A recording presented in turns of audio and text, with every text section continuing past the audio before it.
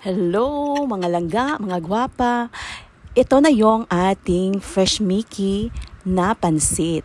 Una ay magpapakulo ng tubig at ilaswa ang ating fresh Mickey. Sandali lang kasi luto naman yung fresh Mickey.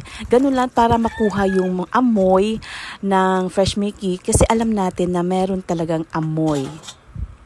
At makuha yung mga dumi at sigurado tayong malinis ang ating pansit Mickey.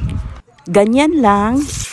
Ngayon ay magigisa tayo ng ating mga ricados. Ganun rin ang aking pamamaraan tulad ng pagluluto ko ng pansit canton. Halos pare-pareho lang ang pamamaraan ko, kaso lang ang sa pansit Mickey ay ilaswa ko. Yung namang sa pansit canton ay kailangan mo siyang lutuin talaga sa sabaw. Dahil matigas ang pansit canton. Sa pansit canton, pagkatapos magisa ang pork ay magdagdag ng maraming sabaw para ipangluto sa pansit canton. Dito sa Mickey ay hindi kailangan ng maraming sabaw. At ulitin ko, wag na wag i-overcook ang inyong pansit Mickey para hindi sagi at saka magdikit-dikit yung pansit.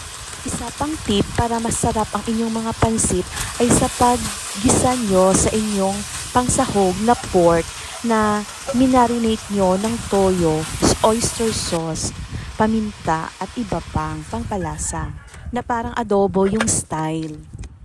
Sa ganung paraan ay makukuha nyo ang lasa, umami flavor ng pork at maging masarap ang inyong pansit. Kahit walang hipon kasi hindi available all the time, I suggest magdagdag kayo ng chorizo de Bilbao kasi it brings more flavor sa pansit. Ito yung hindi mawawala sa pansit ko. Siyempre, mas lalong sumarap. Thank you for watching. Hanggang sa susunod. Enjoy cooking. Tara, kain na tayo. Tikman natin ang ating pansit Mickey. Siyempre, masarap.